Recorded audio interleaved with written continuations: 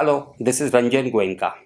In this video, I will be talking to you about Form 15G and Form 15H. These are the two forms which helps individuals to actually not have a tax deducted in the payments they're receiving from different sources.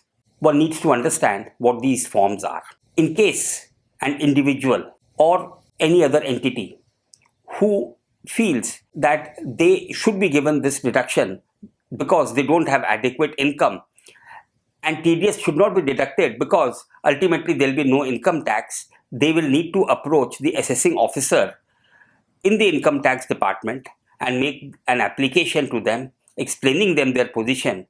And if the department is convinced, they issue them a certificate which they can furnish to their sources of income, which will help them in a way that they will not deduct taxes on payments made to them. So these certificates are actually issued by the income tax department. 15H is issued to senior citizens and 15G is issued to all others. Now, to the source where from he is getting his income, this certificate needs to be furnished.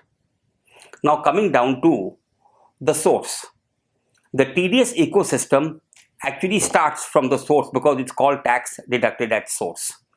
So now, in case the deductee or the vendor provides this Form 15G or Form 15H to the source from where he's getting the payment, so now while making the payment to him or to that particular vendor, tax need not be deducted. And when the TDS return is being submitted, it needs to be specified that there is no deduction of tax over here, and there is a particular place in the remarks column where this needs to be defined over there.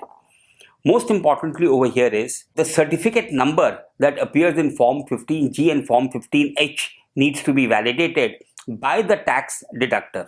Only if it is a valid number issued by a department, then only the tax deductor will not be deducting the tax. In case there is any validation failure, he needs to continue deducting the tax the way he does it for the other vendors. This particular section is generally applicable on payment of interest, payment on rent, payment on professionals. There are other sections, but these three sections are probably most important.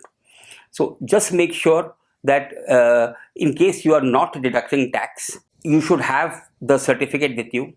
The certificate needs to be validated with the income tax department, and it is all online. It's very simple.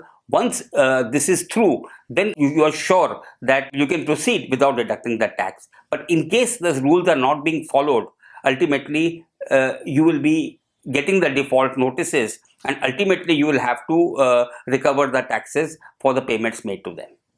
I hope you found this video useful. Thank you for your time.